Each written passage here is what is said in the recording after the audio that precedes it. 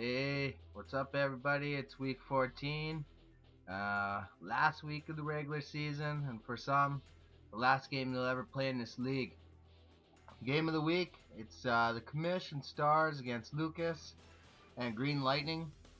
Um, Basically, to break it all down, reason why this is the game of the week is because it's for the last playoff spot, essentially. So this is how I interpret the tiebreakers.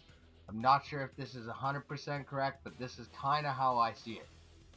If I win as Stars, obviously I get in the playoffs. If I lose and True North wins, then True North gets in the playoffs. If I win and True North loses and Lucas wins, then I get in the playoffs. But if I lose, True North loses, and George and Pack Attack win, then Lucas would get in the playoffs. That's how I see it. Obviously, this is the number one game that people are going to be watching out for that last playoff spot because it kind of determines a lot. But yes, there are three teams battling it out for that last playoff spot. Those are how I kind of see the interpretations of the tiebreaker. So it's down between me, Chris, and Lucas, and it should be a hell of a week and a hell of a lot of fun to watch. Next up, we got George and Pack Tack taking on Mike and Winnipeg Jets. For George, he will not get a chance to defend his title. From what I see, there is absolutely no way he can make the playoffs. But he can get Lucas in the playoffs if he wins, as we talked about earlier. For Mike, my preseason prediction, them go to the finals. Now he's not even going to make the consolation playoffs. An absolute embarrassing season for him. Eddie Lacy, Carlos Hyde, Victor Cruz, the guys he was counting on, complete busts this year. Hopefully he'll be able to turn it around for next year. Next up, a West Division battle. It's Brian and the 12th man taking on Ryan and Deuce Bombers.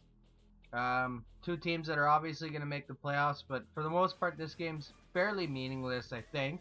But it should be still fun to watch and still interesting to just see how these two teams will match up against each other for possibly a future playoff matchup.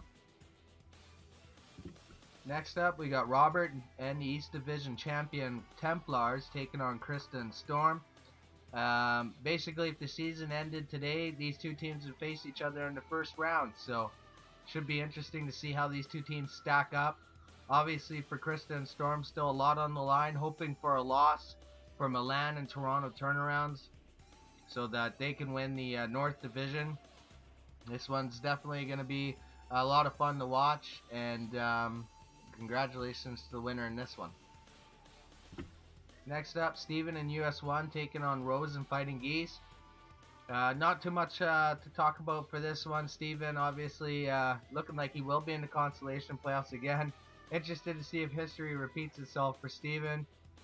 For Rose and Fighting Geese, avoids the collapse this year.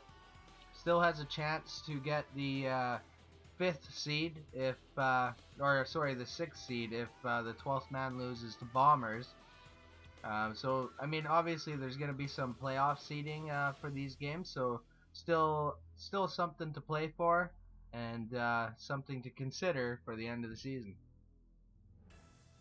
Next up, we got Martin and Canadian Raiders taking on inactive Thunderbolt 777. Like I say, working on something big here for next year. I got this qualifying league, 16-team league that looks like I am taking over the management for. I've been in this league for a couple of years now. All the teams are active in it.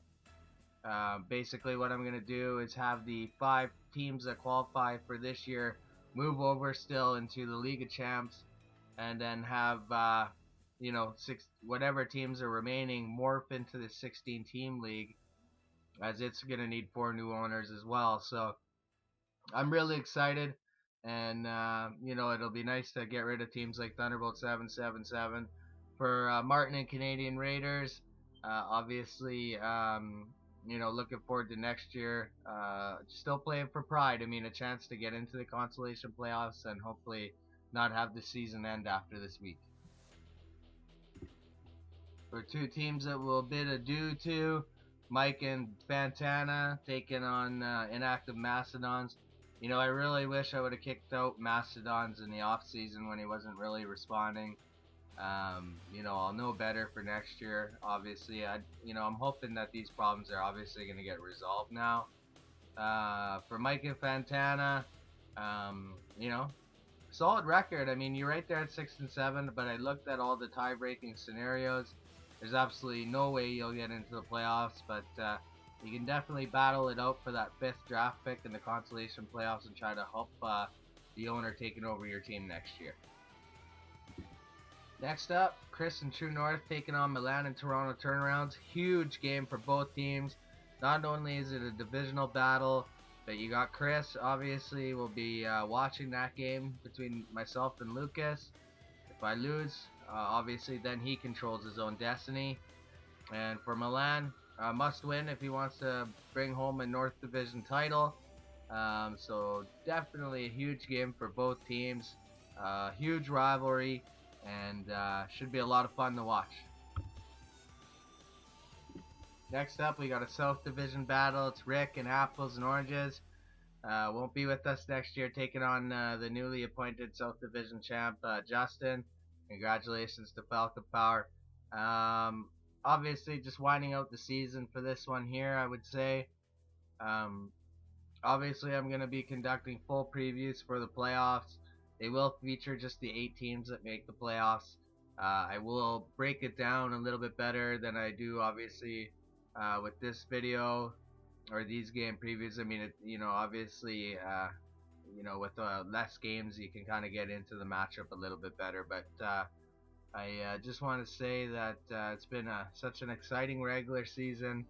It's going right down to the wire here, and can it get any better, really? And with this new league that I'm going to be taking over now, it just seems like the League of Champs is really developing into everything that I hope myself and all of the people that are in this league want it to turn out to be.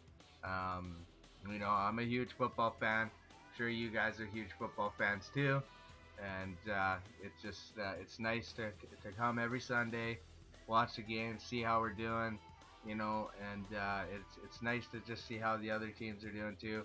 Definitely feel like as we're gonna enter into year 3 next year, I think it's gonna be the best year for the League of Champs ever, and this year's playoffs are gonna be so exciting to watch. And just want to say again, lots of respect for everyone in here, and the commission appreciates your loyalty, and I can't wait to have this be worth money next year, guys. And in this week's stinker of the week, do I really need to say anything? Look at the 2 teams playing.